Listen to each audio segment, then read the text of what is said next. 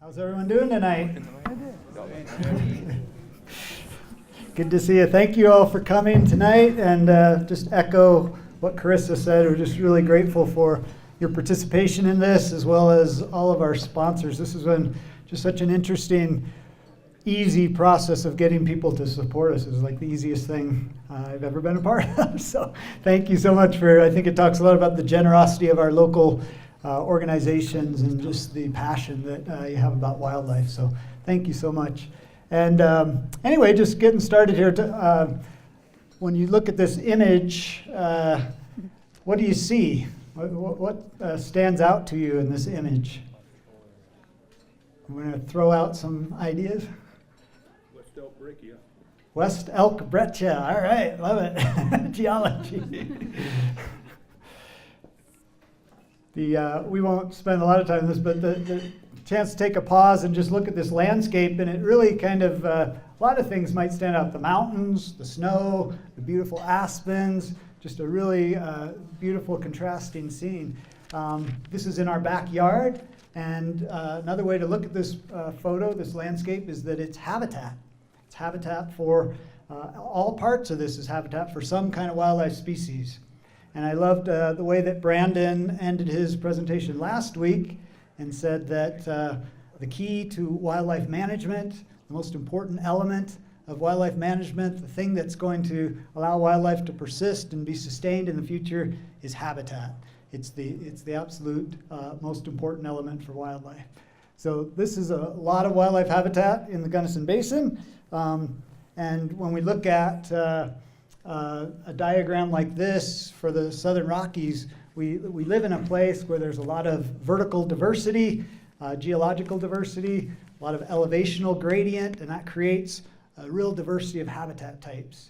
We go all the way from the top up here of the alpine tundra, and specific species are adapted to that system, the pika in this case. We go down into subalpine, and we have things like the pine marten. What is on there? Yeah, the pine marten. I can't see from there. And then we go farther down into these life zones, into the more montane forest, the ponderosa pine. We have an Abert squirrel, highly adapted specifically to that system. We get down into the pinyon juniper and into the sagebrush systems at lower elevations. We have a white-tailed jackrabbit bouncing around in those habitats.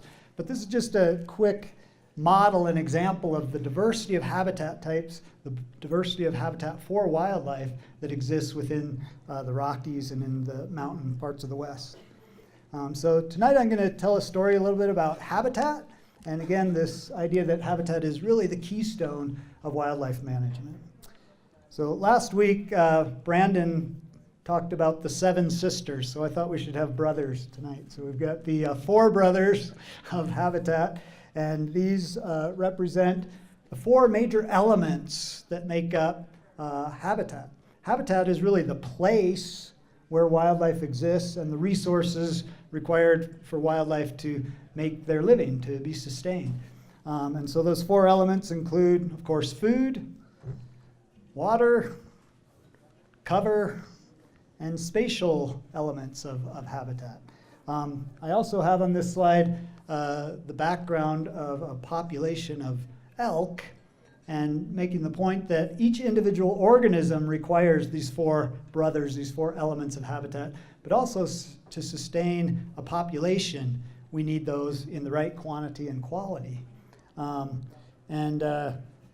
think it's important to note that when we're dealing with wildlife in terms of wildlife management, we don't focus so much on the individual organism, although they're important, and of course populations are made up of individuals, but we're really, the focus of wildlife management is at this scale, at the population. And we're thinking about how do you sustain a whole population that's healthy and that can reproduce and be on that landscape for an enduring amount of time.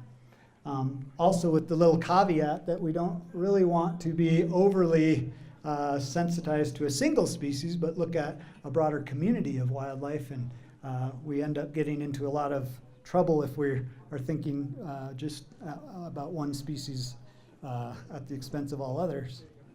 So let's look at these 4 brothers a little more closely. Food is, of course, a fundamental element of habitat. And in this slide, I have a picture of a Brazilian or Mexican free-tailed bat.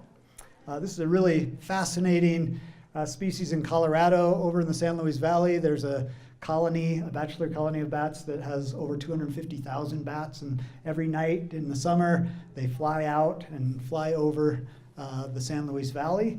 And of course, they're looking for insects.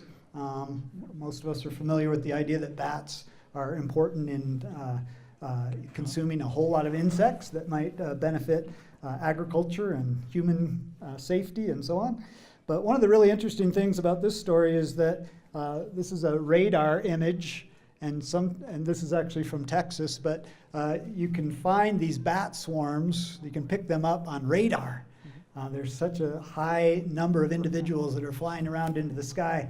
And what scientists have found more recently is that these bats are flying out over the landscape looking for insects, but then they fly up, and they fly up to 11,000 feet above the surface of the earth, and they're finding these concentrations of moths that are flying at 11,000 feet, and they're gorging themselves on moths way up there. So there's a lot of really interesting things about how wildlife use food and the availability of food, where it is, and what it's made of. We're really concerned about two major things: the amount of calories, the energy content of that food.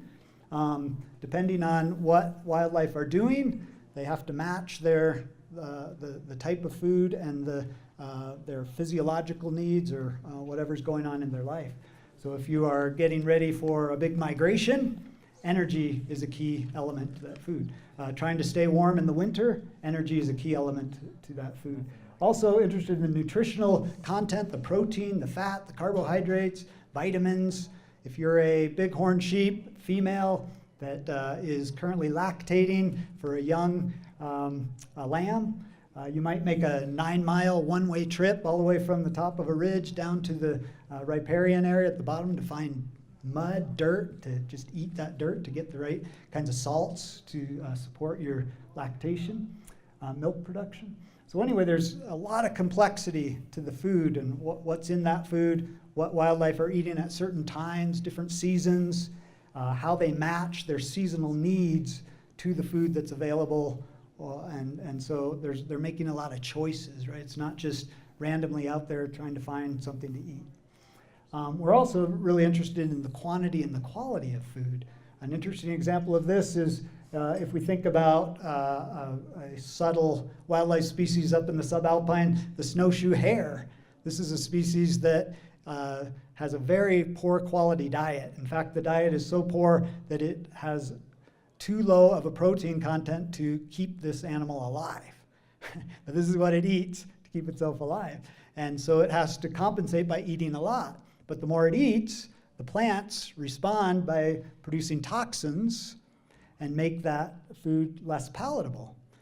So it's kind of a catch-22. So then they have to become more picky eaters and be selective on what they eat and eat a little bit off of a lot of different things. And then they have this really fascinating adaptation where they harbor, they're farmers inside their body, and they harbor all these bacteria that help break down the food. They defecate that food out the backside of their body. They turn around, they eat it, and the feces that they eat has a high enough protein content because it is enriched with bacteria to keep them alive. So lots of solutions that wildlife have to the challenge of getting enough calories and the right nutrition to stay alive. Obviously, we have all kinds of different wildlife out there that have evolved to fit into a certain role. Wildlife aren't just out there choosing what to eat based on whatever choices they have, but they have evolved into a role that they play. So you might be a carnivore, you might be an herbivore, you might be an omnivore. This little figure down here, which might be kind of hard to see, all it's illustrating is that there are, this is a long-term adaptation to the kind of diet and the kind of food resources you need. This herbivore has a very complex stomach. It's eating basically wood a lot of times, very difficult materials to digest. Mammals don't even have the right enzymes to digest this material, cellulose, right, the cell walls of plants. And so they have to have bacteria living in their bodies to do the digestion for them.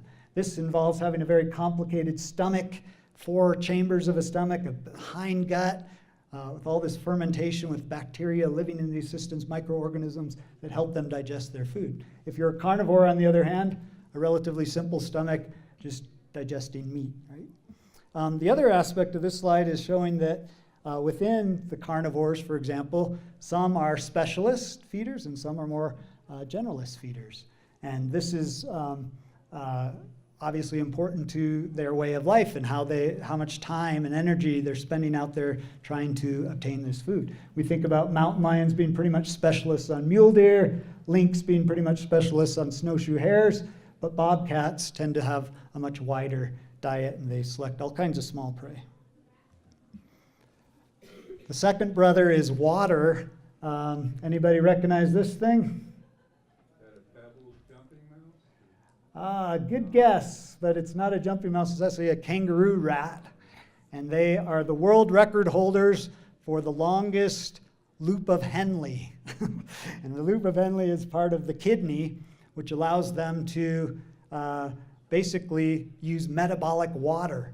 So this thing lives in the deserts of southeast and southwestern Colorado.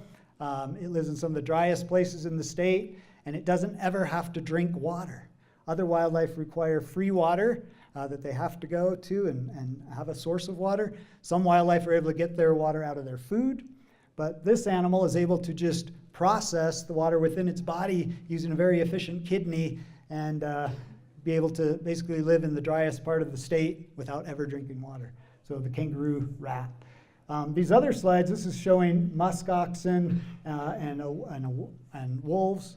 An interesting connection here with water is that depending on your biology, your ecology, you may have a unique connection to water, or you might be more independent of that water.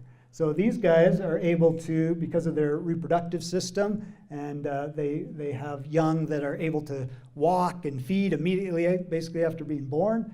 They start walking around, they can start feeding immediately, and they're very well developed at birth and pretty independent. So these guys are able to move around the landscape. They're able to move long distances from their wintering locations to their breeding locations. They can go far away from water and not require that free water.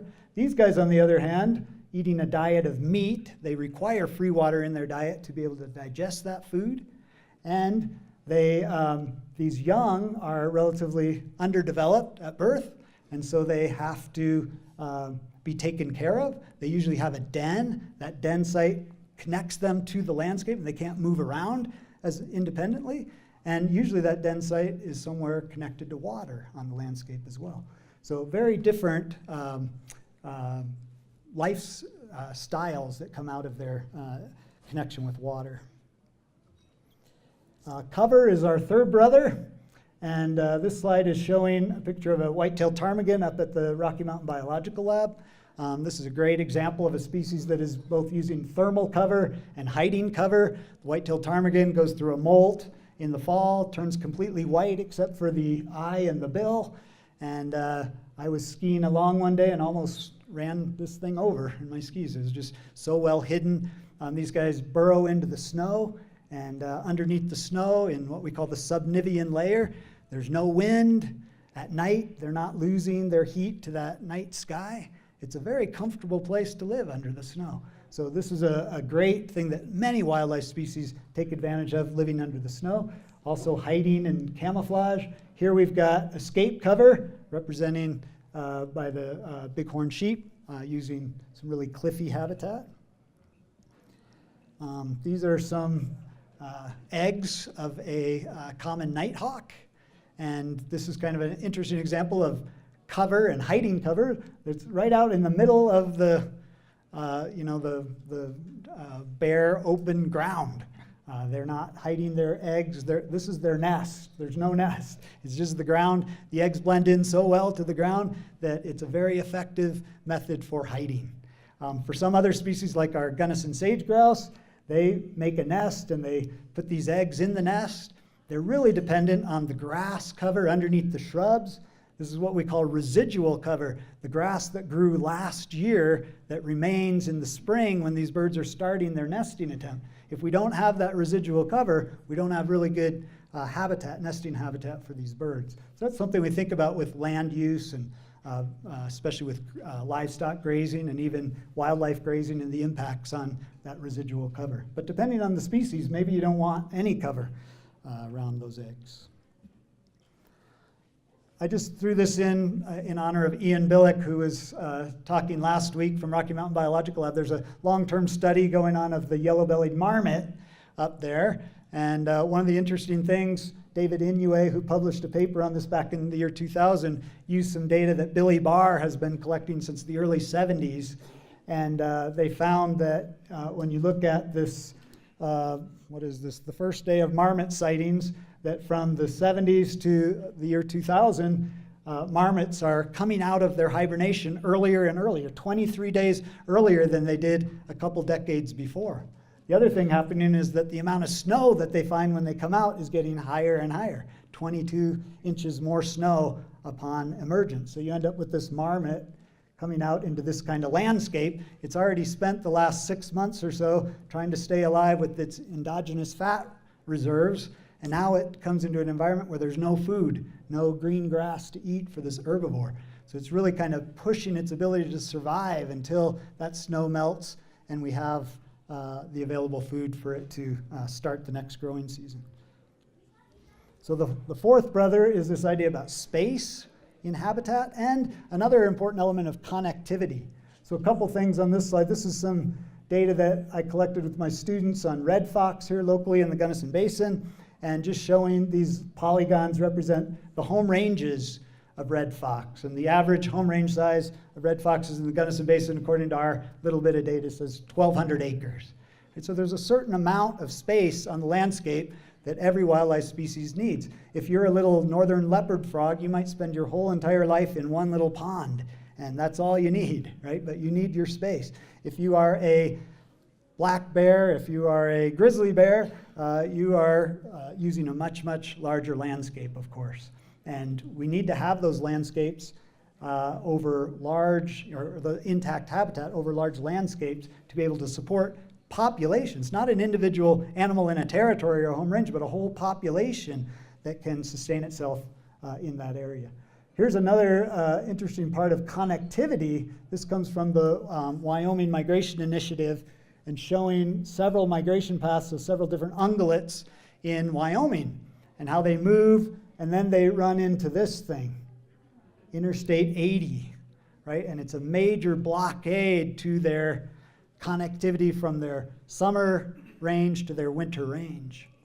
It's been a big problem, especially for pronghorn, has been probably the most, we've heard the most about that, and there's been the most impact on that population as they get short-stopped to moving to their wintering grounds. They don't have very good adaptations for dealing with the deep snow, and we've seen episodes of big starvation events on pronghorn up in Wyoming. So those are the four brothers of habitat. I threw this in as well because there's other elements of habitat, and some that are maybe surprising, a little bit less that we think about all the time. This is a concept of the acoustic habitat or the soundscape. So many wildlife species are needing to communicate through auditory means, and to be able to do that, they need to have the right landscape where that sound can travel, where they can hear each other. What this shows is some data we collected on Gunnison sage-grouse lek. These individual little lines represent the plopping noises of sage-grouse. And so they're out there in the morning doing their dancing, doing their vocalizations, they're communicating with other males, they're trying to attract females, they're trying to draw in young males from all over the landscape to this place on the landscape where they dance. Then all of a sudden we got the big blob. This big blob is a jet airplane that flies over at a certain time during the morning. And what you can see is all of these vocal displays here are being basically wiped out. This is what we call masking. Right? And at this point, the acoustic habitat becomes unusable, unsuitable for Gunnison sage-grouse. They can't communicate with each other. We also measured their behavior, and we found that their displays slowed down during the time that the plane is flying over and continued past the time the plane is there. So acoustics for many, many species are very important in how they can, how you can sustain a population on those landscapes. This is another sage-grouse thing coming from Brett Walker of Colorado Parks and Wildlife, just showing this other idea. We know what the elements of habitat are, but then what habitats do the species actually use? This is habitat use, or what we call resource selection. And just really quickly, since I don't have time to go into this, is basically showing the red is where sage-grouse are using that habitat up here in northern Colorado and into southern Wyoming. The blue is where they're not really using it at all. And this just happens to be in the middle of a big energy development, and we're seeing this important winter range of sage-grouse being pushed out to the very edges of that core habitat for them. So we know that a lot of things that humans do on the landscape can really impact habitat use and the ability of wildlife to find food and water and space and so on. One of the really important take-home points of my presentation is this concept of the annual cycle. Every wildlife species has an annual cycle, meaning that they start at one time of the year and they move through the seasons of that year. They have various physiological, various social events that are going on through that year. And in order to meet the demands of those different events, they have various habitat needs. They have various food that they eat at different times during that season. They have various cover that they need. For Gunnison sage-grouse, we see during the mating time period here, they need this open lek habitat, the dance floor. They move into really dense habitat for nesting. They move into these more wet meadow areas after the young have hatched out of the eggs, and they're trying to find insects, and they're growing really fast, right? And they need this really high quality food. In the winter, they're moving to other traditional sites that they move across the landscape to those places where they can find mostly sagebrush that they're eating. About 99% of their diet is sagebrush during the winter. So all wildlife have an annual cycle, and these are just some other examples. Here's a mallard duck. It's molting, it's laying eggs, it's migrating, it's courting, it's doing all these different things. They're not just quacking on the pond, right? They've got a lot going on, and with each one of these elements, they need different kinds of habitat resources to be able to meet the demands of that life cycle event. And until they can get those resources, they can't move on. So the events are synchronous, and you've got to be able to meet the habitat needs of each event before you can move on to the next one. Same thing with black bears. I would spend more time on this, but I don't have it. So we just know that they go through a time period of net negative energy balance, a time of positive energy balance. They put on a lot of fat during the fall as they go into their torpor during the winter, and they sleep away the winter. But very important what foods are available, especially during that late summer time period when they basically double their body mass. Here's another one, the tiger salamander. These guys are, this is the California tiger salamander, spending its summer during the really hot months in a burrow of a ground squirrel, right? And then it comes out and it moves across the landscape, tries to find one of these vernal pools, lays its eggs, the eggs hatch out, they have to grow quick enough to get out of that pond before the pond dries out.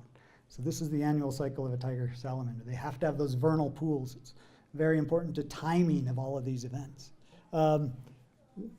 One of the last concepts here I want to get to is that many of these habitat elements are the limiting factors for wildlife. And some of them are what we call density dependent, some are not density dependent. What density dependence basically means is that if we look at the birth rates, which is green, and the death rates, which is red, relative to the density of the population, as that population density gets higher and higher, these rates change. Birth rates may go down in a more dense population, death rates go up in a more dense population. And we might think about food, starvation, of course. The higher the density of the population, there's going to be more competition for food and opportunities for starvation.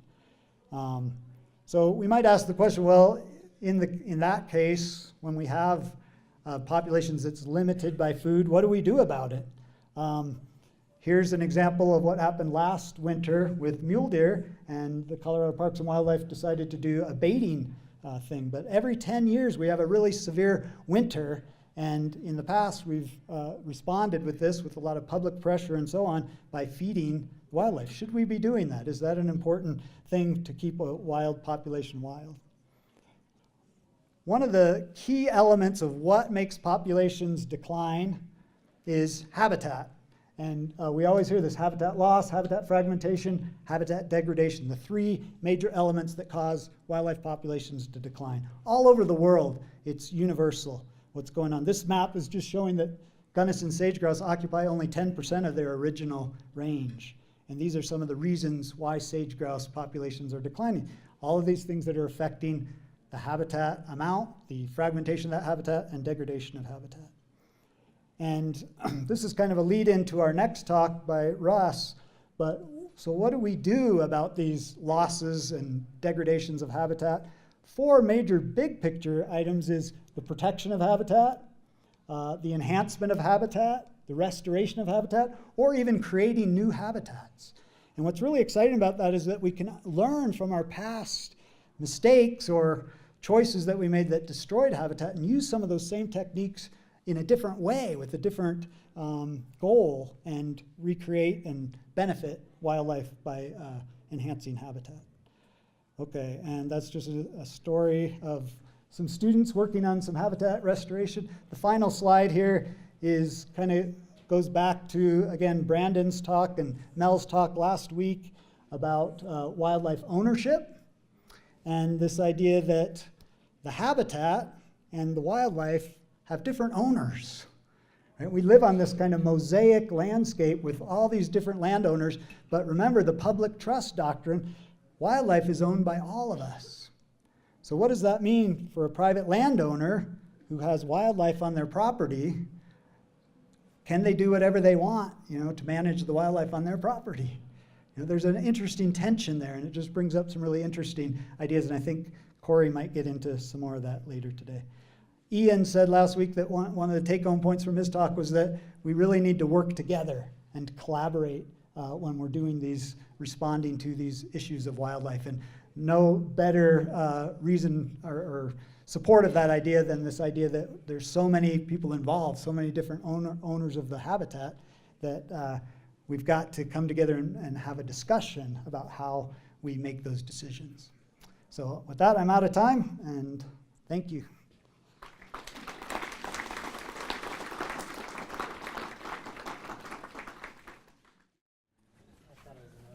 So tonight I was asked to come talk about kind of the history of wildlife management, how it came to be, and then kind of how we do things in Gunnison Basin. So it's a lot of stuff to go through, but hopefully you'll get something out of this tonight from me. Pat showed this slide a little while ago, and we talk about habitat management. And when we talk about land management and what land management agencies focus on, often in the past we actually focused more on populations. We did treatments for mule deer because we saw mule deer habitat going down. We did treatments for sage grouse because we saw sage grouse changing. And what we learned over the years is what we really have to bring in is a look at the community level. We can't just focus on a population level, because if we do a project that's in sagebrush for sage grouse, does that do good things for mule deer who are using that same exact habitat? And so we've really tried to do more work of trying to tie together work that we do and what it does to different species within the same ecosystem, within the same habitat. When you look at a bigger ecosystem, it's hard for us as land management agencies to really focus on that, because you're talking about so many different areas, treatments, different in this region, just how many different habitat types. And so we do focus on the community levels. How many of you have read Sand County Almanac? A fair number of people. I think it's a great book. If you're into this class, if you've kind of learned some things and all that, get that book. I'm hoping the library's short on it for the next year because of you guys. It's a great book that, although Leopold was a biologist, taught at University of Wisconsin-Madison for a long time, came from the Forest Service, and he was a pioneer of land management, of wildlife management and habitat management. And Sand County Almanac is his writings where he had a really big gift where most of us, if you talk to us, we throw out a lot of science words. We talk fast, lots of science jargon. And he had a really good way of actually trying to explain it to the public, making people understand at a normal level high concepts of wildlife management. And so really worth getting. But he was the father of really what I think of game management. And he wrote a book in the 30s for wildlife management that was really the basis that we still use on a lot of our principles. One of the big things is the central thesis of game management is this: game can be restored by the creative use of the same tools which have therefore destroyed it: axe, plow, cow, fire, and gun. The conservation movement has sought to restore wildlife by the control of guns alone, with little visible success. Management seeks the same end, but by more versatile means. Leopold worked for the Forest Service down in New Mexico and Arizona. His job when he first started after he got his PhD was mainly trapping, shooting, and killing predators. Bears, wolves, coyotes, mountain lions. Because at that time, the game management thinking was, you take care of predators, everything else does great. And at the same time, this is when we saw this huge rise in urban areas, people plowing, cutting down trees to be able to plow fields, a huge decrease of habitat during the same time. And he saw that, and he saw the need of trying to figure out this area, all this land area, and what to do with it. The biggest thing I think he came up with that I really want to get across is the concept of having a land ethic. Ethics direct all members of a community to treat one another with respect for the mutual benefit of all. A land ethic expands the definition of community to include not only humans, but all the other parts of the earth as well: soil, water, plants, animals. It's what he says is the land. So we're all part of the land. And I think this is a really important concept to think about. And he believed that the direct contact with the natural world was crucial in shaping that ability to extend our ethics beyond our own self-interest. He didn't like Teddy Roosevelt that much because he felt Teddy was really focused on he was the hierarchy and he had the ability to kill things and all that, where Leopold saw the land as being part of that, not just the animals that are out there. And so this is a really important concept that I think we're starting to lose today as we see communities growing and more cities growing and people coming out to use public lands across the state. As populations grow and people seek out these opportunities, are they going to understand the land ethic? I grew up in a very small community in northern Wisconsin. I grew up having to help on the farm, plow, fish, hunt. I gained that land ethic at an early age, and I respected it greatly at an early age. But if you grow up in a city and you're not brought into this very often, you're going to come out of that city on weekends and you're going to want to use public lands like we see all the time. And the people that come out of those public lands generally don't have this land ethic. They see it as a use, as something that they can use without understanding how they're part of it. And so this concept of a land ethic, I think, is one of the most important things we can all think about on an everyday basis. And who teaches that land ethic, before I move on, it's us. It's the people in this room. We need to teach it to ourselves. We need, just like Brandon said, teach it to ourselves, teach it to our families, teach it to our friends, and then teach it to these people who might not have grown up with it. So we talk about land management. I'm with the BLM here, of course, and it's a hard thing to be a land management person. We have a lot of stresses on public lands. Our mission is a multiple use mission. We're the land for the people. That includes, our mission statement is very summed up as we're the land of multiple use for recreation, grazing, mining, and extraction. It means that a lot of things happen on public lands, and that's why we have them. That can also grow a lot of demands on public lands and a lot of the things that we really enjoy using public lands for. And it also means competing. So having that land ethic is also understanding all the different uses on public lands, why we have them, and how we deal with them. And so the problem is the question we always have to ask is, can we do everything for everybody on public lands? Can we offer everything that everyone wants? And the answer is no. And when we do, we know that what ones are compatible with each other, and then are there actual trade-offs of those different uses? Of course there is, and it's something that we weigh every day as land management agencies. It's a tough decision that we have to make each day on the use of public lands. When we talk about habitat improvements in Gunnison, we ask, why do we have to do habitat improvements? The list is so long of why we have to do habitat improvements or why habitat's decreased in the past. Anywhere from contour plowing and furrowing on the landscape to uranium prospecting and mining and all that in Gunnison Basin. The biggest thing that we see across the entire United States is fragmentation from development. Making cities, subdivisions, roads, all the infrastructure, power lines, that all fragments it. In most cases, that stuff can't be reversed. We lose that habitat and it's gone. And we've lost a lot of habitat, even in the Gunnison Basin, due to those types of actions. A long time ago, we had different grazing strategies than we do now. And we saw it decreases in grasses and forbs, vigor of those plants go down because of long-term use on the land. That's since changed. We have a good grazing schedule in this Gunnison Basin that I think is good for the land. Lack of fire. Of course, you see Smokey Bear there. We all grew up with fear of fire. And when Smokey Bear came along, it made us put them out even faster. Fire is an integral part of management of habitat anywhere you go. Problem is it's a tough thing to deal with, and it's a tough thing for people to accept or to trust. Therefore, lack of fire has changed ecosystems across this Gunnison Basin greatly. Of course, we've all driven, if you go by the Powderhorn right now, over Slumgullion, anywhere in the state, you see huge amounts of beetle kill and a change of these forested areas. Drought, especially in Gunnison Basin, I think is a big thing. I come from Wisconsin where, honestly, last summer when we went home, in 2 days, we had more rain than we get in Colorado, in Gunnison, in the Sagebrush in 1 year. 7 to 11 inches is our normal BLM precip zones. That is not a lot of moisture. And any time that you don't get that moisture, it really extends the effects of the other things that we're also doing on the landscape and has longer term effects. Drought also, and having a low precip zone, means that everything we do generally takes a lot longer to respond.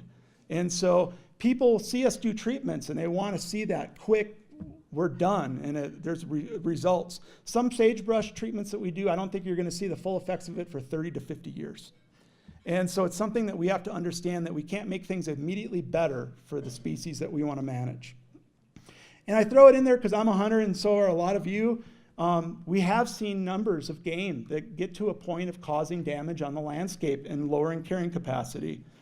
In the 2000s, we saw a big increase of deer in the BLM, along with several droughts on top of that, let me strongly point out, that lowered a lot of our shrub communities. We're seeing huge amounts of heavy browsing on our mountain shrubs, serviceberry, bitterbrush, mountain mahogany, to a point where they weren't only, and these are all browse-stimulated plants, where if you browse a little of it, it actually helps the plant grow faster and more. We were seeing it where they were actually eating through that year's, the next year's, and the third year's growth, so they're eating woody material in the end. We know that's not as nutritious for them, it's not going to sustain them as long, but that's what they had. And so that's about when Parks and Wildlife redid their DAU objectives on deer, and they did lower the objectives based on some of this, and then we also had the winter of 07-08. So we really didn't have to see the effects of our change. Did it help? The deer went down very fast on their own. So we do a lot of things in Gunnison. The biggest thing I'll start talking about that everyone needs to know about is noxious invasive weeds in the basin. We've seen a massive increase of weeds across this entire basin in a very short amount of time. I know there was past BLM people before me 15 to 20 years ago that were warning people about the effects that cheatgrass will have in the Gunnison Basin in the future. Most researchers at the time said that Gunnison is too high in elevation and we'll never see cheatgrass spread in Gunnison. We see cheatgrass across the Great Basin has changed entire landscapes. It's gone into cheatgrass, has grown into those areas along in sagebrush country that normally burned once in every 30 years or so. It would burn, the cheatgrass cures out very early in the spring and seeds. Therefore, it's one of the first species to dry out. It burns, takes everything with it, and what do you get afterwards? You get more cheatgrass. And now the Great Basin's trying to figure out how to ever get their ecosystem back that they had. They're not going to, without a lot of big changes of science evolving right now with use of fungus and everything else to treat it. 20 years ago, or in early 2000, one of the BLM people sent a student all the way around town looking for different weeds. They never found cheatgrass on a single lot anywhere in the city of Gunnison. I can show you cheatgrass on every single lot in the city of Gunnison. We walk our dogs in it, we walk through it, we hop in our trucks, and we go out and visit public lands. And we are seeing a huge spread of cheatgrass across the basin. It's not the dominant species, but honestly, all it's going to take is the right types of fires and stuff, and we're going to see a transformation. We need to really deal with it. We try to deal with it best we can. We do large spray contracts while we're waiting for the fungus and stuff to be approved for use on BLM.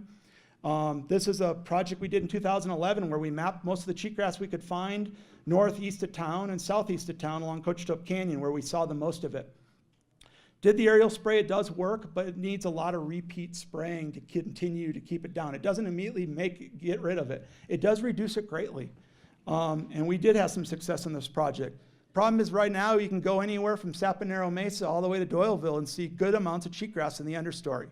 And so we really need to continue to deal with this and fight for this as one of the main things that we do as a land management agency. We do a lot of riparian restoration. You heard Pat talk about the importance of riparian. We all know 90% of almost all biodiversity has to do with riparian areas because of how the wetness, the species that are involved, especially in a dry country like Gunnison. We used to spend a lot of time on these big gully systems trying to stop them because we know that when we get rain, it washes into them, washes down, washes out of Gunnison. We don't have that slow release into the ground and recharge of groundwater.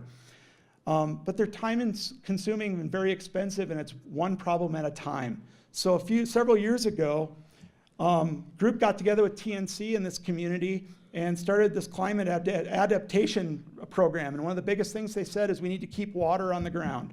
We need to keep it from flowing out of here. And they started these smaller projects where they identify smaller problems in areas and riparians and do different work, rock work and stuff to try to spread out that water, keep it on the landscape. We can see here, this is a project done in 2012, and 2 years later, you can see the response by vegetation in these areas. We are definitely trying to improve riparian habitat for these game species that use it. I myself have done a lot of sagebrush treatments in the past. There's still people in this community who do not see the worth of sagebrush. They see it as a weed. They see it as this thing that's out there that doesn't seem like it has a purpose or a need. Sagebrush is critical in the Gunnison Basin. Of course, Gunnison sage grouse wouldn't be called sage grouse if it wasn't 100% dependent on sagebrush. Other animals, deer. When deer come down in the winter, they're spending their time on BLM lands down low in sagebrush. They're eating those different shrub species, including sagebrush. Sagebrush has the highest crude protein levels of any of those shrubs. And they might not taste quite as good, but their palatability is still actually really high. These animals rely on sagebrush.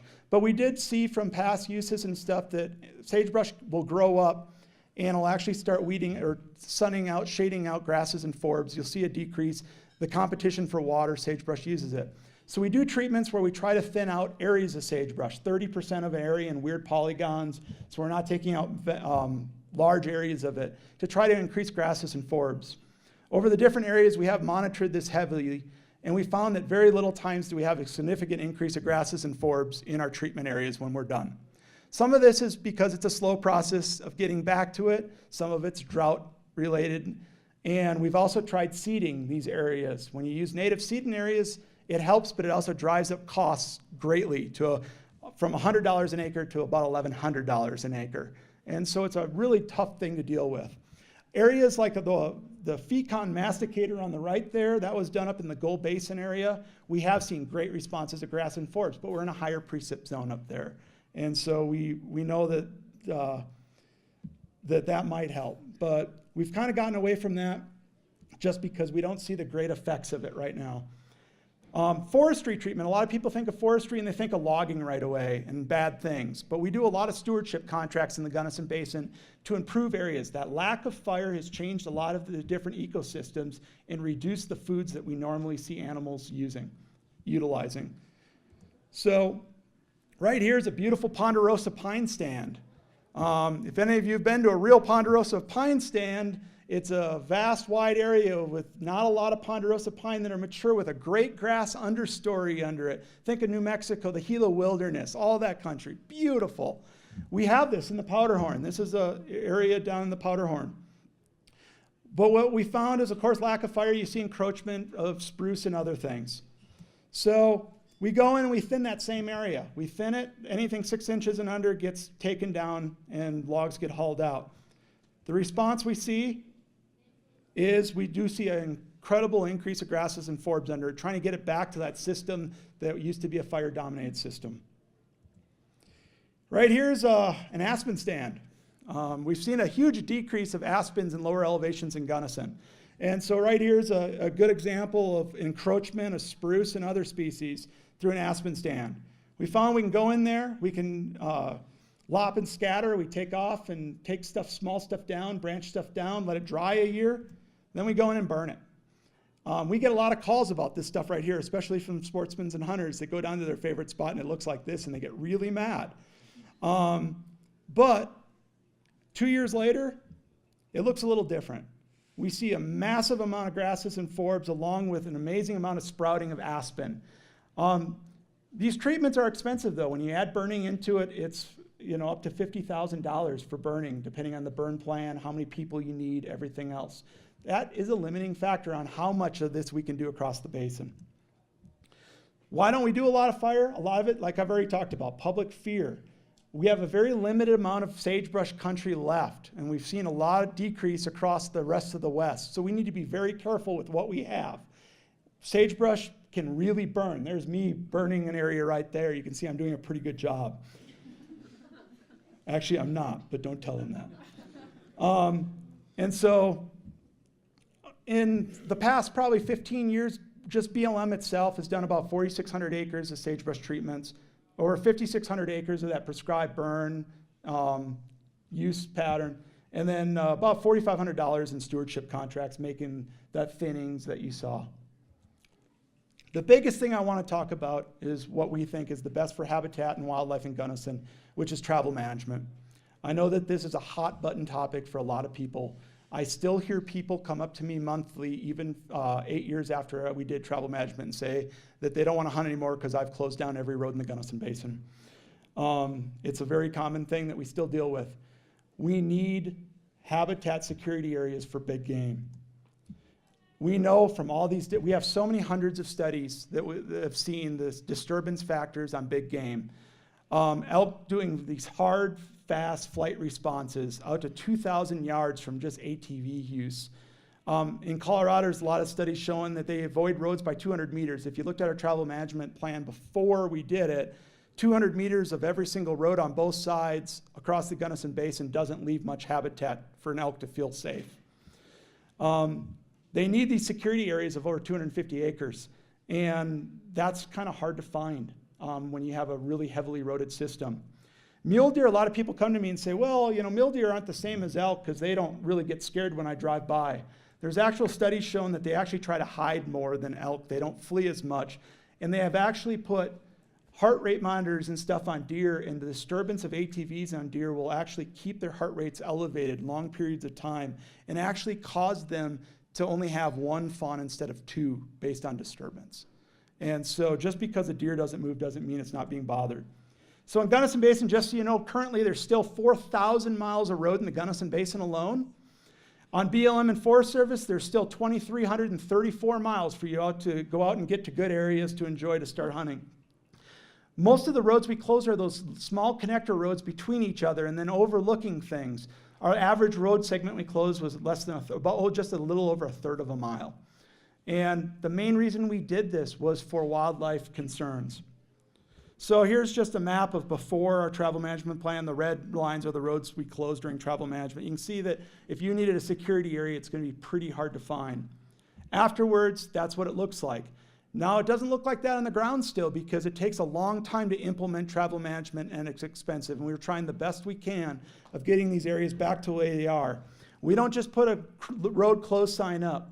It doesn't work. It doesn't make good habitat.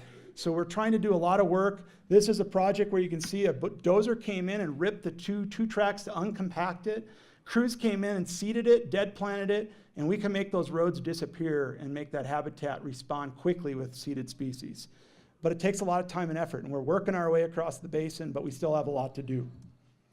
So the big things I want to talk about is, remember that when we're talking about travel management or talking about habitat management, we're really talking at that community level. We cannot, you come to us and say, you need to do things for deer. We need to do the right things for all the species that use this different habitat.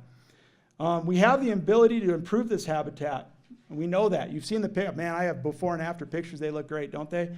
But it takes time, it takes money, and it takes effort. And our funds every year go down on our federal land management agencies. We're seeing big decreases, and we're not able to do the things that we know are really needed on the landscape. A lot of people, we do a lot of different habitat work, but it's always on what the priorities currently are. And so one thing I'll point out, though, to this group is that if you all buy a hunting license, a portion of that license goes into a state fund to actually support a program in the state, the Habitat Partnership Program. That money is used for fence and forage conflicts. And there's a group here in Gunnison, several people, Naveed's on it, and I think he's here. Several people are on that group, and it helps bring the different habitats to do work on BLM and private land. So we are returning a lot of those dollars that you do spend on licenses back into this land to try to improve habitat. So it's not just the federal land management agencies trying to come up with money. It's a lot of different groups. With that, I'm done. Thanks.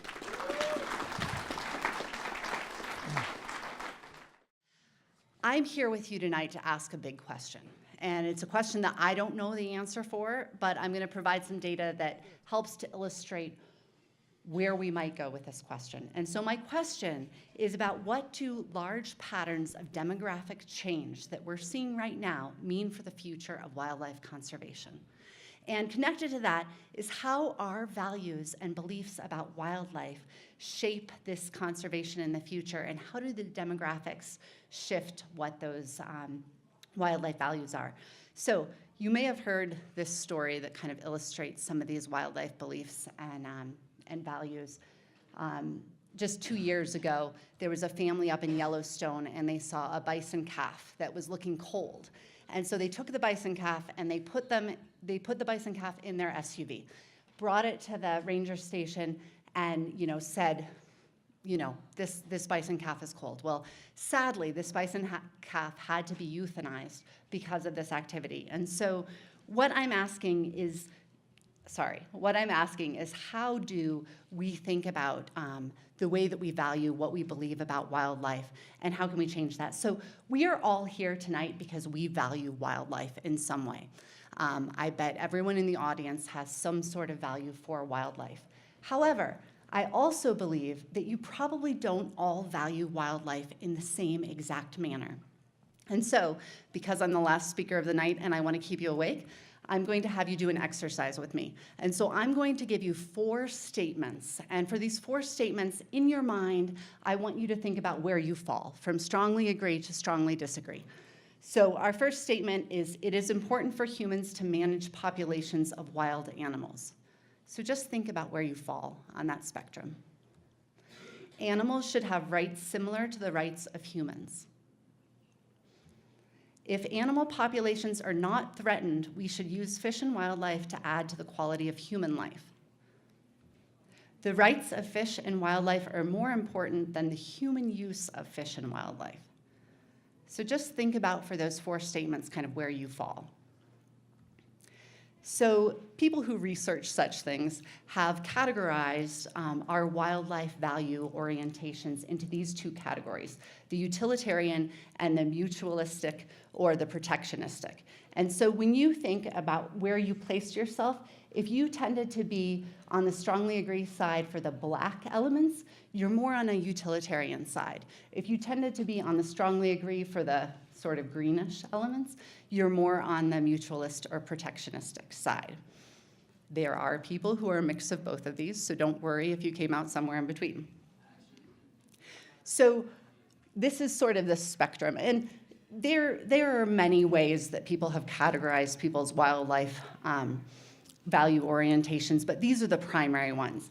And so what you can see here in the lower right for you is kind of this categorization where you can see the differences between maybe you were very high on utilitarian and maybe you were low on mutualism, so you'd fall into that utilitarian sector there. If you were high on both of them, you would fall into the pluralistic sector. But the interesting thing about this is that for those wildlife recreation groups that probably all of us are a part of, we have very different wildlife value orientations. So if you look at this chart on the far side, what you'll see is that for fishing and hunting, people are pretty utilitarian in terms of their beliefs about wildlife, their values of wildlife.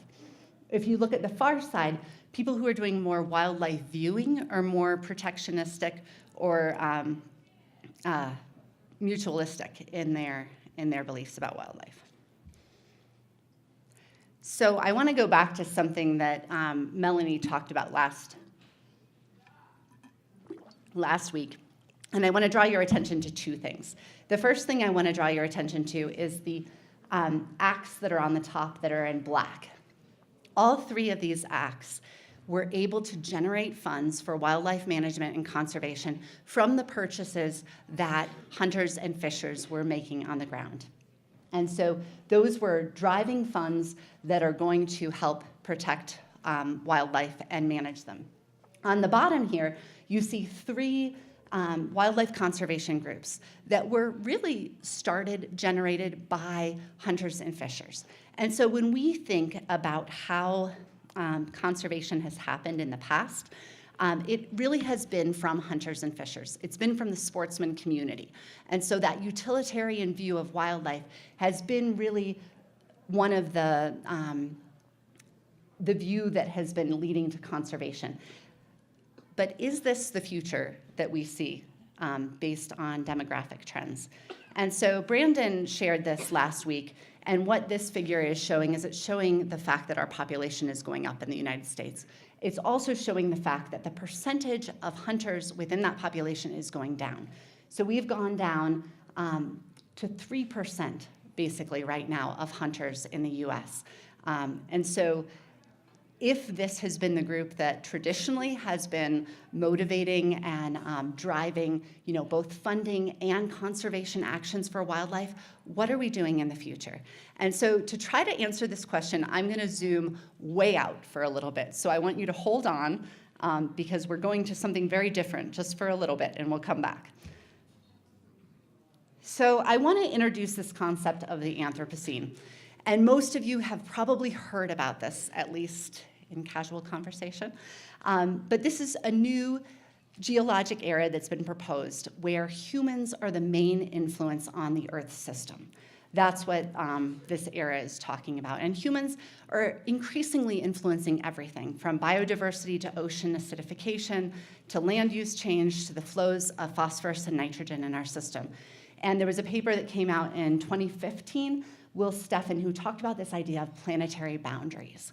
So our planet has limits to what it can take in terms of human change.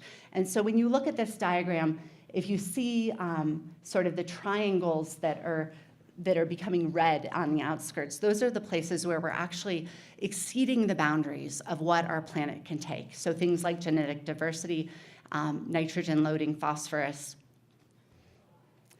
And so now I'm going to take us a little bit further in and talk about US population trends, because I think that this is important to understand in terms of how we're going to manage wildlife in the future. So we currently have 323 million people in the United States. By 2060, that could be 400 million. We're also a very aging population. So when you look at this figure, you see that the percentage or the overall number of folks that are going to be 65 or older is increasing. So at the same time, our population has become increasingly urbanized. So in 1910, we were pretty much equal between rural and urban. We were equally spaced. Now we find that we are 80% urban and 20% rural. So this is a big change in where we're living and what our experience is of the natural world. At the same time, we're also seeing a big change in demographics.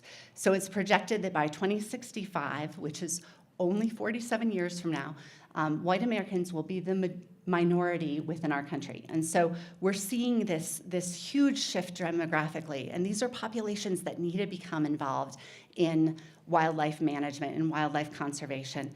We need to bring them into these conversations because it's important for the future of wildlife conservation. So coming down into Colorado, we see these changes happening here as well. We currently have 5.5 million people within the state, but we're expected to raise that to 7.8 million by 2040, with most of that growth, as you can see in this map, happening on the Front Range and along the I-70 corridor. So we might say, okay, we're good here, right? It's not happening here. Well, no.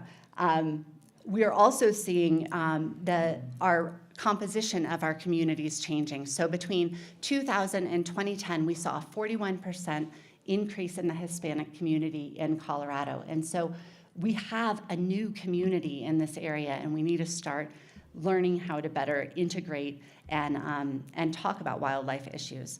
And then the third thing that we're seeing is that although the population growth is happening on the Front Range, we are seeing people use the Western Slope increasingly. And so this map on the bottom is showing where people are going to recreate. And so you can see that all of those major urban centers are coming to the Western Slope to recreate. So as we saw in the previous maps, most of the population growth is happening in the Front Range. And most of this is on private land. You can see that the green here is federal, the dark blue is state, and then you have local lands in kind of an intermediate color. But that really light blue is private lands.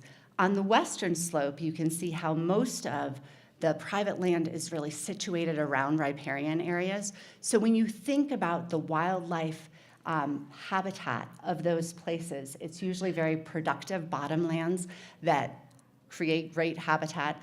And so we really need to be aware of how our population growth rates are impacting those sorts of landscapes.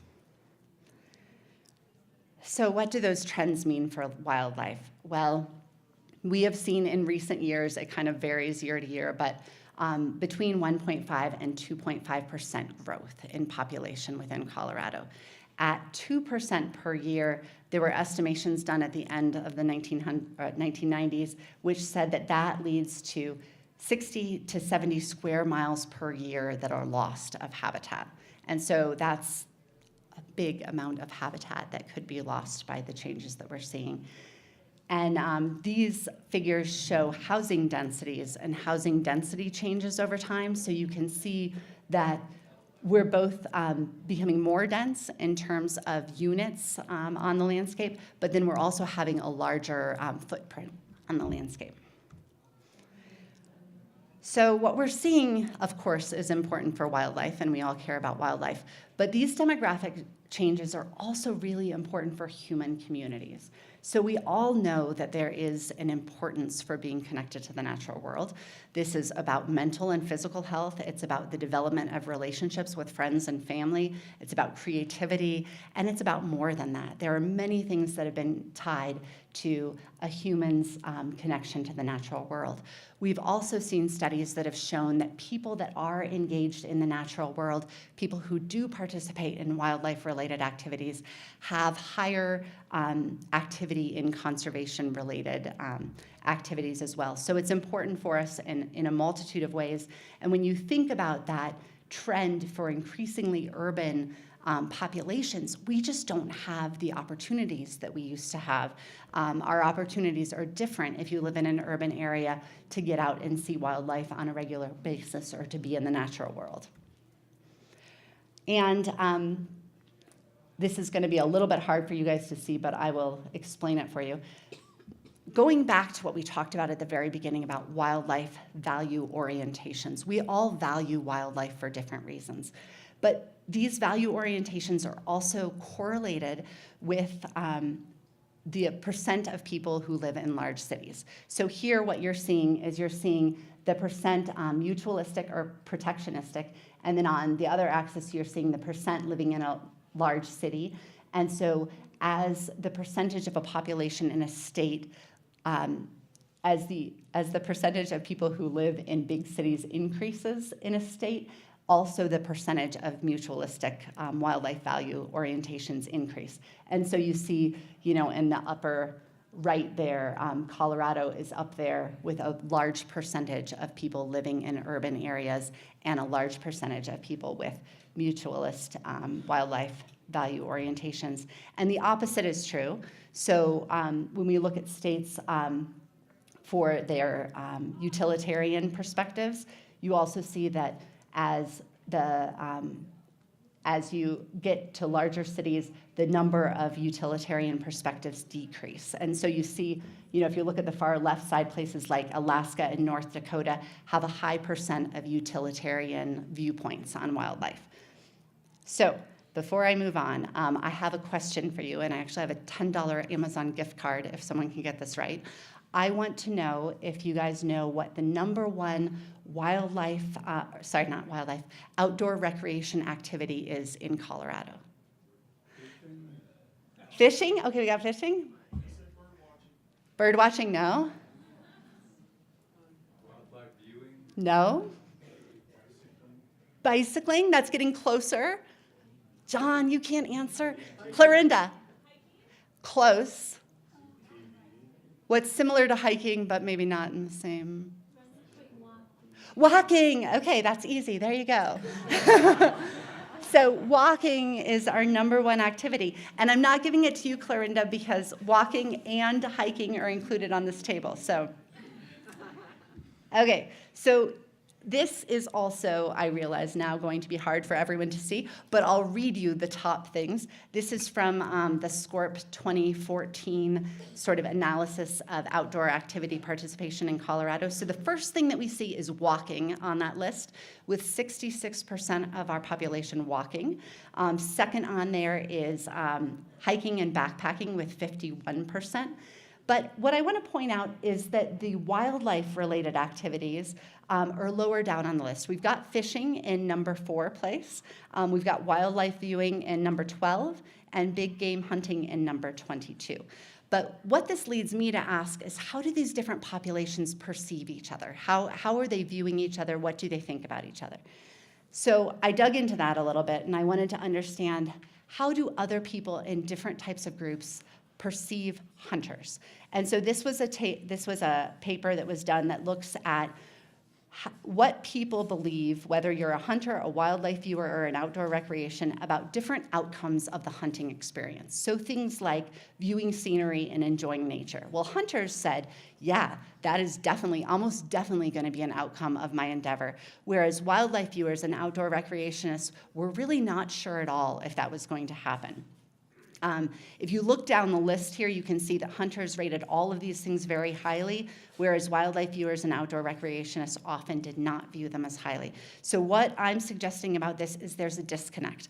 People do not always understand what an experience is providing to other people, and so we need better communication between groups. I also was interested in whether these are actually separate groups at all, or are they, in fact, similar or overlapping. And so I found this diagram that shows that actually the sports persons only and the wildlife watchers only, the intersection is about 21% of those people do both activities. So we know that these people are not distinct, that there is some overlap between those groups. And this interaction is really important because it influences conservation behaviors. And so this table is showing us hunter birdwatcher and hunter birdwatchers activities, conservation activities, relative to non-recreationalists. So that red line is non-recreationalists. And as you can see, hunters, fishermen, and hunter birdwatchers are almost across the board more prone to participate in these conservation activities than non-recreationists. And so especially conservation behaviors overall, the hunter birdwatcher was very high. Participation in wildlife recreation advocacy, public land habitat enhancement, and environmental groups.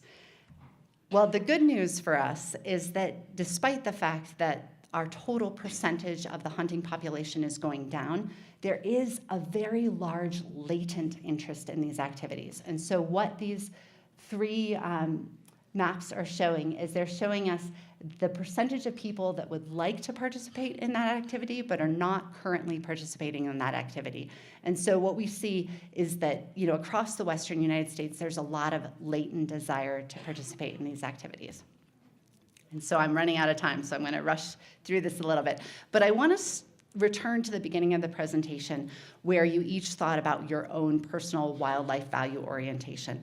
And I want us to kind of think about ourselves and think about the potential that we don't have to be one or the other, but that we can kind of embody both worlds. And also the fact that perhaps as a community, we need to share those values more with one another so that we can better understand each other. And it makes, you know, the potential for a lot of conflict, but it also makes the potential for a lot of collaboration and unlikely partnerships. And so with that, a few closing thoughts.